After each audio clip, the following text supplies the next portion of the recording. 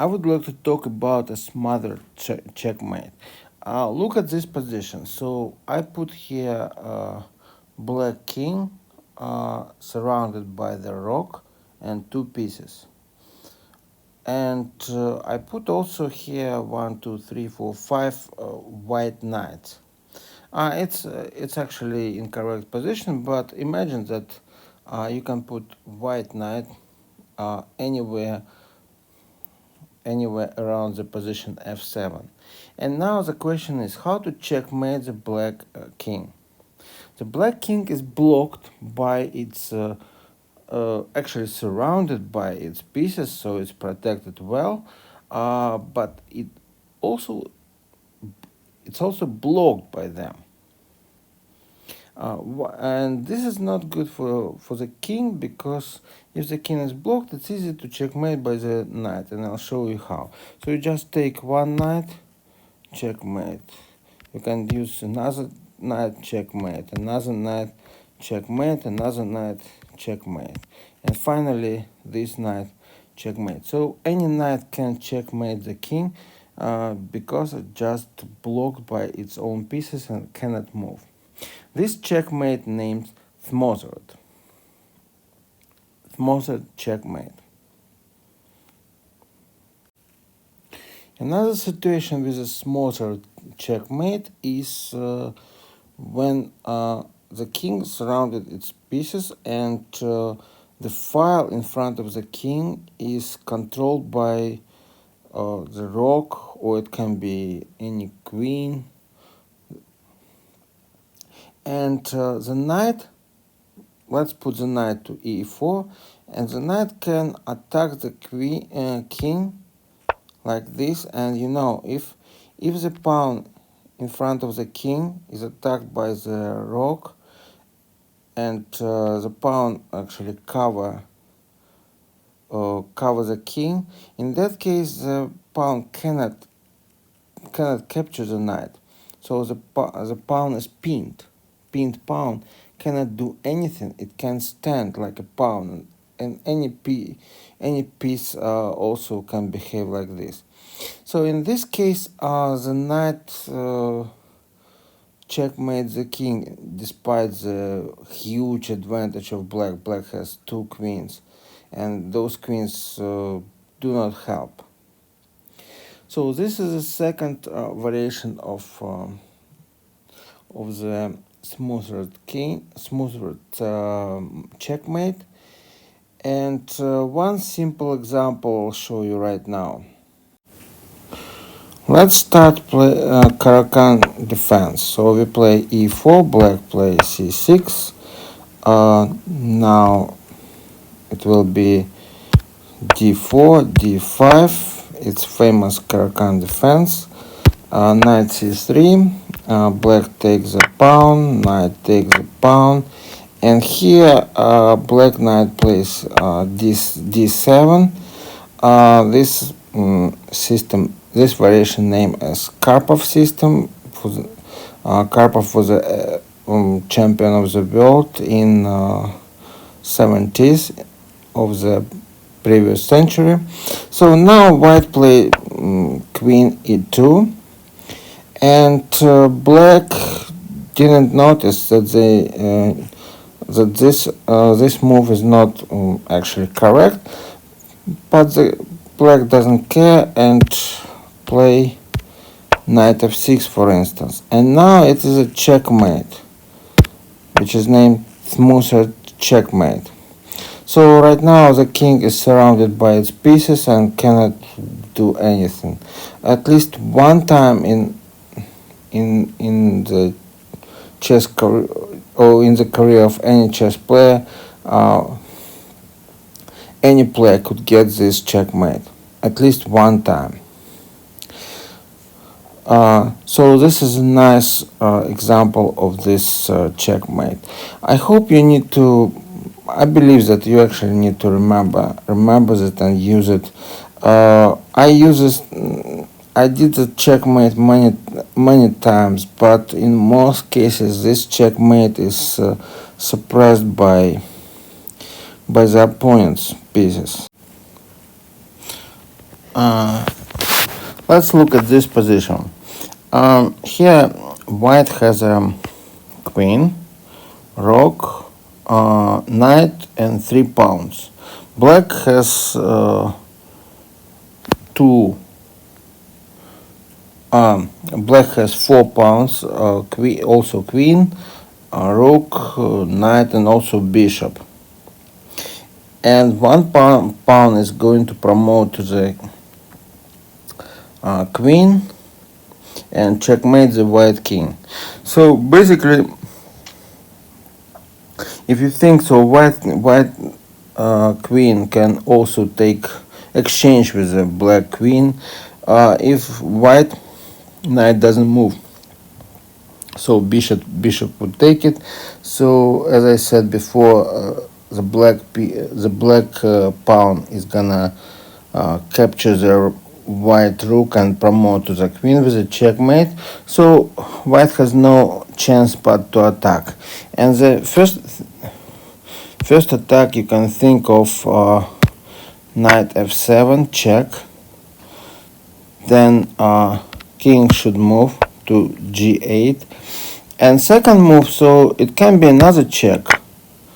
But the problem in this case, the black queen will capture the white queen. So just one check or any other check or another check like this, and again the black queen will capture the white queen. So white requires a special check, and this special check comes to h6. So on one side, white attacks the king, checks the king with the queen. On another side, also white attacks the black king with a knight. So it's a double check. In this case, black cannot capture any of two pieces. So if the black king moves to f8, so it will be a simple checkmate. So therefore, the right move for him, for the king, is to move to h8 again, and then queen makes a final attack. Its final attack to g8, and again the king cannot take the queen because the queen is protected also by the knight. So the only possibility to take the queen by the rook, and then the knight move to f7 and use the fact that the king is surrounded by its pieces and blocked by its pieces, so black cannot move at all. So white knight checkmate on f7. This typical checkmate appears in several situations. For instance, so when the king in a corner and the queen attacks the pawn f7, so and knight also attacks the pawn, which happens very often. So the knight attacks the king and king needs to move. The knight moves to h6. King moves back, and then queen at check, and finally after the rook captured the queen, knight checkmate on f7. Notice however that this happens not very often. So what happens very often is that the rook protects the pawn. So white attacks, and the king, if the king move, then it will be the same checkmate.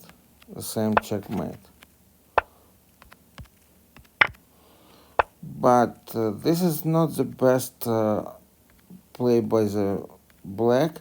So the black can take the knight and at least lose the rook, but save the king. So in this case, white only win the rook in exchange of a knight, but didn't checkmate. And this situation happened a lot in my life. So in maybe 100, maybe 2, maybe 300 times, maybe 400 times. I don't know. But the situation when I actually checkmate happens maybe 5% of these cases. So with a ratio like 1 to 20. Therefore, if you play black, so remember that if somebody wants to checkmate you like this, you need to take the knight. Don't wait until the knight moves to h, for instance, move here, until the knight moves to h3, because after that it's too late. This checkmate automatic. No chance to survive. Therefore, the rook, when there is a chance, should capture the knight, and position will be like this. Okay, thank you very much for your attention.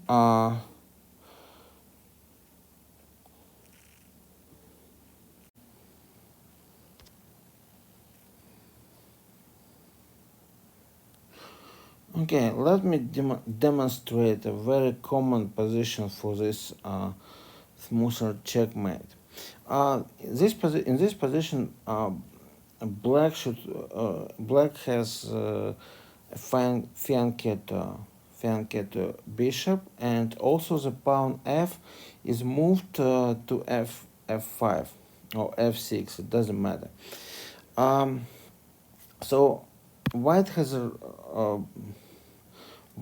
a knight prepared to attack f7, and also there is a queen. Queen can attack the king and perform that nice checkmate. Black requires to protect and protect with a rook, and now again you need to perform this checkmate to the end. He moves, and finally it's a checkmate, even this way. Or if rook is smart, rook will wait for a while, the king moves, then it will be check again, that check, protected, and finally checkmate. So both ways is the same checkmate. So these positions are very typical for Indian defense, English opening, Dutch defense, Reti opening, and etc. etc. There are many possibilities for this kind of situation. Every time when the opponent flanked his bishop, so typical attack, and move the pawn, so typical attack come from the opposite side, is like this. Okay, but I want to show you also a situation when it's not possible. When the rook on f8. When the rook on f8, the situation is completely different. Okay, let me play some move. Okay, now the queen attacks, so king moves to h8, then the knight attacks, and notice that black doesn't, the engine doesn't recommend to sacrifice a pawn. So here is one sacrifice, so the rook sacrifice for the knight, and in this case black lose the material because they lose a rook in exchange of a knight, but on the other hand black saved the king from the checkmate. And this situation is more common. So notice that it's more, in some cases it's more important to win the material rather than to checkmate, because after you win the material you have enough advantage to checkmate the king sooner or later, because there is no limit of number of moves. You can play longer and still win. Therefore, in many cases, it is important to win the material, and the threat for this checkmate allows to win the material. And it's also important to be aware of that and protect your king from that. So keep an eye on the f7 position. So for instance, if okay, let's return. So move the knight. If the knight is here, okay, let's play some moves. Then I put queen here. So if now white decides to attack the king's move, and because I have black king, okay, the knight attacks, it can be taken by the can be captured by the queen. So this is important to think about this checkmate. Keep in mind this checkmate when you play the real game, and it is not that uncommon. It's a very common situation when the position for this checkmate appears on the chessboard.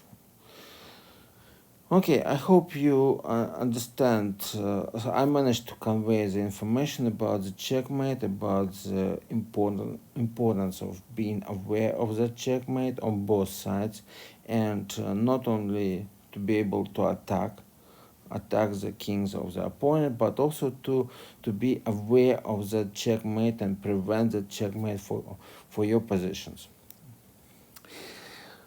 Okay, I believe this video is interesting for every player who recently started started studying chess, and see you next time. Hope you like the video. Bye bye.